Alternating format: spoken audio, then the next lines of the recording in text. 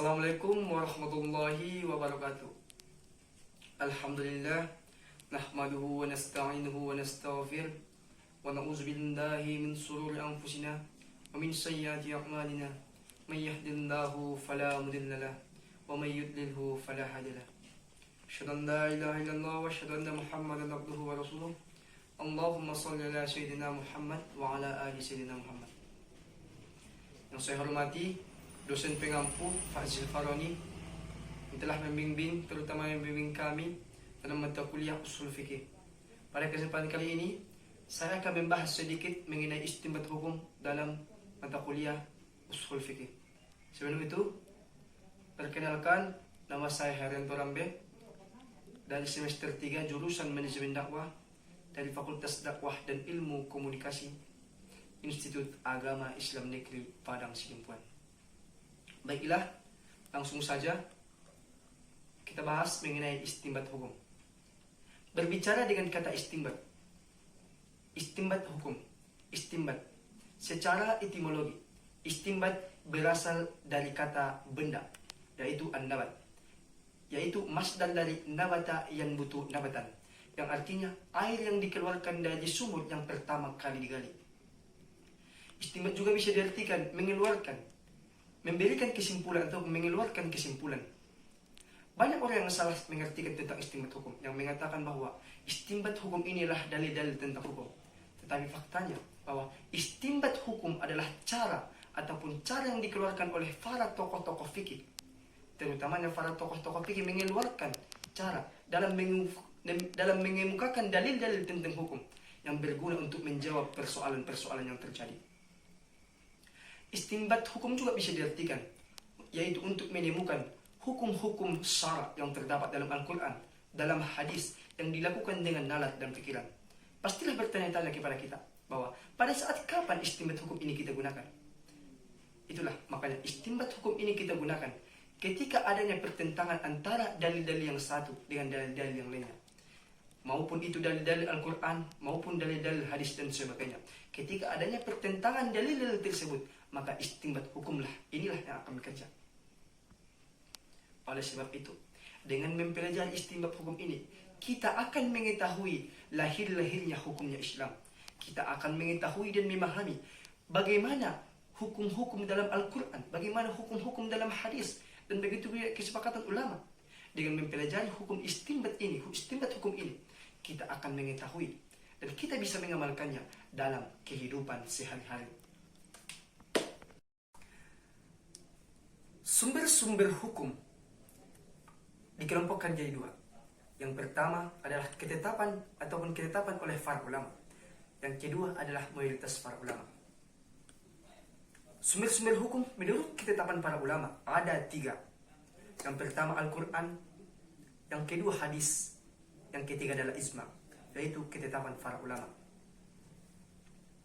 Yang paling utama dari sumber-sumber hukum ini, yang paling utama yang harus kita depankan adalah dari Al-Quran, sumber hukum dari Al-Quran, karena itu turun langsung dari Allah Subhanahu wa Ta'ala. Yang kedua adalah hadis, yaitu perkataan, perbuatan oleh Nabi Muhammad SAW ataupun perbuatan para sahabat atas persetujuan Nabi Muhammad SAW. Itulah hadis atau as-sunnah. Dan ketiga adalah ijma', yaitu ketetapan oleh para ulama. Walaupun dia tidak mempunyai dalil, tapi ketika ulama sudah mengatakan ini ijma', maka kita wajib untuk melakukannya. Karena dalam ijma' ini tidak ada lagi perbedaan pendapat. Inilah sudah ketetapan para ulama. Ketika para ulama mengatakan ini ijma', kita wajib mengerjakannya. Kita tidak perlu untuk menanyakan apa dalilnya, dari mana kita dapatkan. Karena itu ada terdapat pada hadis Nabi Muhammad SAW bahwa tidak akan diterima oleh kaum muslimin kesalahan itu. Ataupun jika ada kesalahan, tidak akan diterima oleh kaum muslimin. Banyak contoh-contoh dari ijma'. Contohnya ketetapan ulama. Setiap hari kita melaksanakan sholat 5 kali dalam sehari semalam. Maghrib, isya, subuh, zuhur, asar. Itu ketetapan ulama. Berapa rukuknya, berapa ininya, bacaan. Ketetapan ulama. Juga berpuasa wajib, zakat wajib. Dan ini haram dan ini sebab ini ketetapan ulama yang harus kita jalankan dari ketetapan ulama ini. Berbeda dengan sunnah. banyak penafsiran, beda penafsiran, tafsir Abu Daud dan sebagainya, beda penafsiran, beda pembahasan dan sebagainya. Tapi ketika para ulama mengatakan ini ijma, kita harus melakukannya. Selain daripada ketetapan ulama, ada juga sumber-sumber hukum dari mayoritas ulama. Contohnya kias, yaitu menyamakan suatu dalil yang belum ada dalilnya dengan kejadian-kejadian tertentu. Suatu kejadian tidak ada dalilnya, tetapi ada kejadian yang mempunyai kesamaan. Jadi ini yang dinamakan kias. Sebagai contoh, ketika pada zaman Rasulullah SAW, Umar bin Khattab bertanya kepada Rasulullah, "Ya Rasulullah, apakah hukumnya ketika berpuasa mencium istri kita?" Kalau mencium istri orang beda ya. Jadi apa kata Rasulullah? Apa hukumnya berkumur-kumur pas berpuasa? Inilah yang jawab Rasulullah SAW. Disinilah arti kias. Ada kesamaan bahwa hukumnya ataupun hukumnya disamakan. Karena dalam hanyalah fisiknya itulah hanyalah mulut. Karena ketika yang dinamakan membatalkan puasa, itulah memasukkan sesuatu ke dalam ataupun ke dalam perut ataupun melewati rongga mulut. Tetapi ketika berciuman dengan istri kita, sama hukumnya dengan berkumur-kumur. Walaupun tidak ada dalil yang berkumur-kumur sudah ada dalil. Walaupun bercium tidak ada dalil, tapi kita samakan. Karena proses ataupun karena proses yang terjadi antara berkumur-kumur dan berciuman dengan istri itu adalah sama, tidak melewati rongga mulut. Baik, yang kedua adalah maslahat, yaitu ketika kita melakukan pekerjaan, yaitu banyak maslahatnya, maka itu dibolehkan, walaupun tidak ada dalilnya. Dan ketika kita melakukan dengan banyak kemudaratan, maka itu dilarang. Itu yang disebut dengan maslahat dari mayoritas ulama. Ada juga bahwa pekerjaan yang dibolehkan, tetapi dengan keadaan tertentu itu dilarang. Ada juga pekerjaan yang dilarang, tetapi ada waktu-waktu tertentu ketika pekerjaan itu dilarang, tapi jika kita tidak melakukannya akan memperbanyak mudaratnya kepada kita, maka itu diperbolehkan. Sebagai contoh, saya berikan satu contoh, itu ketika kita melakukan kejahatan itu diperbolehkan, yaitu ketika saat pemilihan umum. Contohnya ghibah, itu adalah perilaku yang dilarang oleh Allah Subhanahu wa taala, yang dibenci oleh Allah Subhanahu wa taala. Di mana kita melakukan ghibah, seakan-akan dosa kita terbakar hangus, seakan-akan dosa kita hancur hangus ataupun dijauh Allah Subhanahu wa taala. Ketika saat pemilu kita menggibahi pemilu kita ataupun para calon-calon kita, itu diperbolehkan. Karena apa? Kita tidak mungkin memilih kucing dalam karung. Kita tidak mungkin memilih pemimpin yang kita tidak tahu bagaimana karakternya, bagaimana tentang dia. Itulah makanya pentingnya, sangat penting. Jika kita tidak melakukan ghibah, kita tidak mengetahui pemimpin kita. Karena pemimpin ini sangat penting dalam berjalannya suatu proses maupun organisasi kenegaraan dan sebagainya. Dan ada juga syariat Nabi terdahulu, yaitu suatu kejadian-kejadian pada saat ini belum tentu terjadi pada zaman Rasulullah. Begitu juga sebelum zaman Rasulullah SAW. Ketika itu pada kejadian pada saat Nabi Yusuf alaihissalam. Apa hukumnya bekerja pada orang Kristen? Ketika itu mempunyai kemaslahatan yang banyak, maka boleh dilakukan. Seperti Nabi Yusuf alaihissalam, dialah yang mengajukan kepada raja kafir pada raja Mesir untuk menjadikannya seorang bendahara. Jadikan aku seorang bendahara karena aku bisa mengelola uang, karena aku bisa mempergunakan uang ini atau meminjamnya. Maka dengan kemaslahatan ataupun kemaslahatan yang lebih banyak, maka kita bisa melakukannya. Oleh sebab itu, kita bisa melihat dari segi mana kemaslahatan itu banyak ataupun tidak. Betul kemudaratan. Jika kita melihat kemudaratannya lebih banyak, maka kita harus menjauhinya dan meninggalkannya. Baiklah, mungkin kita harus mempelajari ini lebih dalam, terutamanya Al-Quran, hadis dan ijma, yaitu ketetapan oleh para ulama, sumber-sumber hukum dari ketetapan para ulama. Yang pertama itu adalah Al-Quran, yaitu kalamullah. Al-Quran adalah kalamullah, yaitu langsung perkataan Allah Subhanahu wa taala. Makanya bahasa Al-Quran dan bahasa hadis sangat berbeda. Ketika para tokoh fikih diperdengarkan bacaan hadis dan bacaan Al-Quran, itu sangat mereka mengetahui bacaan hadis dan bacaan Al-Quran. karena bacaan hadis adalah perbuatan manusia. Tapi kalamullah adalah perbuatan Allah Subhanahu wa ta'ala. Sangat berbeda sekali bahasa Al-Quran dan bahasa hadis. Perbedaan Al-Quran dan hadis sangat banyak sekali. Contohnya, ketika kita membaca Al-Quran, kita mendapatkan kebaikan, mendapatkan pahala. Ketika kita membaca hadis, kita tidak mendapatkan pahala. Tapi ketika kita melaksanakan ataupun menjalankan ataupun mempelajari tentang hadis tersebut, kita mendapatkan pahala. Kita mendapatkan pahalanya. Tapi Al-Quran, ketika walaupun kita tidak mengetahui artinya, walaupun kita tidak mengetahui maknanya, tapi ketika kita membacanya, contohnya nih, alif lam mim, tidak ada yang tahu artinya ataupun maknanya, cuma Allah yang tahu. Walaupun kita membuka Al-Quran, hanya Allah yang tahu, cuma itu artinya. Tapi ketika kita membaca alif lam mim, kita mendapatkan 30 kebaikan. Karena alif lam mim itu 10 kebaikan, jadi 30 kebaikan kepada kita. Yang kedua adalah Al-Quran ini adalah obat. Allah menjelaskan ini dalam Al-Quran bahwa ini adalah obat. Mulai dari Al-Baqarah dan sampai selesai, itu adalah obat Al-Quran. Tidak bisa, contohnya kita mengobati seseorang dengan hadis oleh Rasulullah, tidak bisa. Kita tidak bisa mengobati orang dengan hadis. Tetapi kita bisa mengobati orang dengan membacakan apapun itu yang didapat dalam Al-Quran, Al-Fatihah, apalagi tentang ayat-ayat yang bermakna untuk menyembuhkan seseorang. Begitu juga jika kita maknai dengan fara-fara dukun yang menyalahgunakan tentang Al-Quran, menggunakan kata-kata Al-Quran untuk menyembuhkan orang lain dengan caranya. Sangat banyak perbedaan. Dan juga Al-Quran diciptakan sejak zaman dahulu, tapi tidak pernah kadaluarsa. Sampai kemanapun, sampai hari kiamat, tetap hukum Al-Quran lah yang paling utama. Berbeda dengan hadis. Terkadang kejadian di sini dan kejadian di zaman dahulu berbeda. Beda penafsiran ini, beda penafsiran ini. Oke, daripada itu, Al-Quran lah, jika ada persoalan antara dalil-dalil Al-Quran dan hadis, maka pilihlah jalan Al-Quran. Oke. Ada beberapa lagi perbedaan antara Al-Quran dan hadis, sangat berbeda sekali. Dalam membahas Al-Quran, orang sangat tahu sekali tentang Al-Quran. Berbeda dengan hadis, masih banyak orang yang tidak tahu. Hukum-hukum dalam Al-Quran dan hukum-hukum hadis sangatlah berbeda. Tetapi ketika ada perselisihan atau perselisihan dalil hukum Al-Quran dan hadis, pilihlah Al-Quran. Al-Quran hadis bersifat mutawatir, yang artinya semua orang tahu. Contohnya nih, saya contohkan saya sebagai ustaz. Ketika saya berceramah di suatu tempat, ketika ada orang yang keluar dari majelis saya, ketika ada orang bertanya kepadanya, siapa yang ceramah di masjid? Ustaz Anto. Ataupun yang lainnya, Ustaz Anto, Ustaz Anto. Itu yang mutawatir, semua orang tahu. Tapi berbeda dengan hadis. Ketika saya berceramah, orang keluar, siapa yang berceramah? Saya tidak tahu, saya tidak tahu.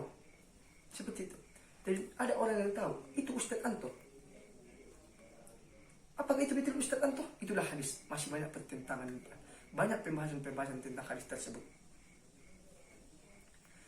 Apakah segalanya tentang hukum-hukum dalam Al-Quran itu harus dijalankan? Ataupun harus hukum inilah dalam Al-Quran harus didepankan daripada hukum dari Nabi Muhammad? Tidak. Ada beberapa hukum-hukum tertentu yang harus dikedepankan ataupun tidak diutamakan tentang Al-Quran. Karena dalil ini ada dua macam. Yang pertama adalah dalil khusus, yang kedua dalil umum. Contohnya dalam Al-Quran mengatakan, bacalah yang mudah di dalam Al-Quran.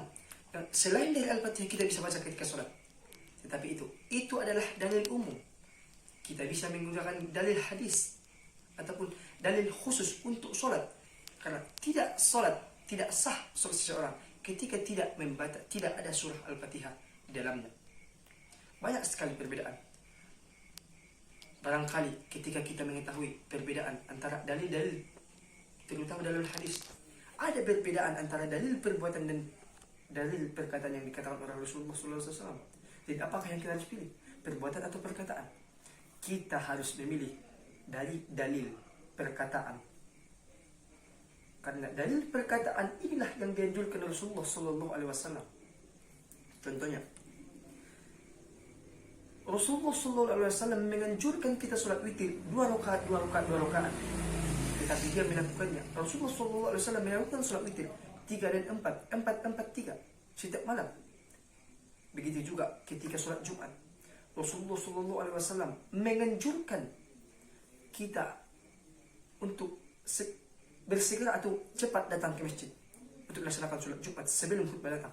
Tapi Rasulullah SAW dengan perbuatannya, sebelum dia tidak pernah cepat ke masjid, atau dia Rasulullah SAW ketika ingin khutib, beliau selalu ingin khutib baru naik ke mimbar, mengatakan ketika ada pertentangan antara dalil-dalil perbuatan dan perkataan, maka ambillah jalan, yaitu mengedepankan dalil-dalil perbuatan, dalil-dalil perkataan, karena itulah yang diutamakan oleh Nabi Muhammad SAW ataupun dianjurkan oleh Nabi Muhammad SAW. Begitu juga sama dengan hukum-hukum haram, karena banyak orang beranggapan bahwa sangat banyak sekali makan-makan yang dilarang dalam agama Islam. Tapi tentunya kalau dibaca secara teliti atau secara seksama hanya sedikit saja. Bahkan dalam Al-Quran bisa hanya hitungan dengan jari, bangkai, darah, daging anjing, daging babi. Begitu juga dengan hadis.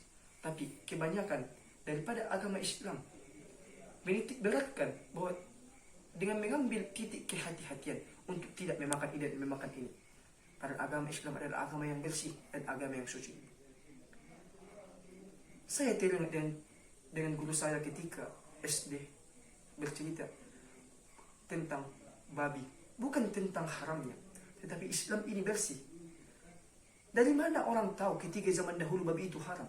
Tapi ketika sekarang diteliti bahwa babi itu mengandung beberapa penyakit. Bukan tentang masalah penyakit pita ataupun cacing pita yang ada di perutnya. Tetapi ketika kita mengetahui ataupun ketika kita mengetahui itu daging babi, ketika kita memakannya, perilaku kita menyerupai babi. Bagaimana perilaku babi? Bukan hanya cacing pita yang ada di perutnya, baik kita menyerupai daging babi. Pernah ada penelitian daging babi, kandang babi dan kandang ayam. Kandang babi dibuatkan 1 betina dan 2 jantan. Begitu dan kandang ayam 1 betina dan 2 jantan. Ketika diperhatikan, ayam jantan yang berdua ini, jantan sama jantan akan bertengkar demi memperebutkan ayam betina. Tapi berbeda dengan babi. Ketika dilihat, mereka saling melakukan ataupun dalam istilah melakukan intim, melakukan yang berbeda sekali dengan ayam jantan ini. Mereka harus bertengkar untuk mendapatkan si betina ini. Tapi ini tidak. Dan ketika sudah selesai ataupun ketika betina sudah capek dan mereka melakukan yang maaf kayak home, itulah perilaku babi. Ketika kita memakannya, kita tidak membahas lagi mengenai penyakit-penyakit yang terdapat dalam ataupun kekotoran-kekotoran yang didapatkannya. Tetapi ketika kita memakan dagingnya, kita akan menyerupai sepertinya. Itulah hukum Islam ini, sangat-sangat suci dan bersih Islam. Oleh sebab itu, banyak sekali hukum-hukum yang masih banyak kita pelajari. Pasti kita bertanya-tanya. Contohnya, banyak sekali perintah yang diberikan oleh Al-Quran dan hadis. Contohnya hadis. Apakah semua perintah di dalam hadis itu wajib kita lakukan? Baik. Ketika ada kata perintah, biasanya di dalam pelajaran bahasa Indonesia ada katalah perintah, jagalah, kerjakanlah, maka itu hukumnya wajib. Kecuali dalam catatan besar, kecuali ada dalil yang menggantinya, merubah atau mengganti rubahan dari wajib menjadi sunnah. Contohnya, Rasulullah SAW pernah berkata, jagalah jenggotmu atau menjaga jenggot. Maka para ahli dan sahabat menjaga jenggot mewajibkan untuk menjaga jenggot. Tetapi ada riwayat hadis yang mengatakan ada 10 perkara yang fitrah, yang kita ketahui fitrah ini adalah sunnah, termasuk memelihara jenggot, berkumur-kumur, membersihkan sela-sela tangan, dan mencabut bulu kemaluan dan sebagainya. Bayangkan, jika itu diwajibkan, mungkinkah kita akan mencabut bulu kita setiap hari, dan sebagainya? Ada itu perintah. Tetapi jika ada hadis yang merubahnya, ataupun menggantinya menjadi sunnah, maka itu sunnah untuk dilakukan. Oleh sebab itu, dengan mempelajari istinbat hukum ini untuk menambah wawasan kita, supaya kita dengan menjaga kehati-hatian kita, terutama menjaga pola makan kita, menjaga cara bicara kita, menjaga-jaga sebagainya, supaya kita dalam lindungan Allah Subhanahu wa Ta'ala.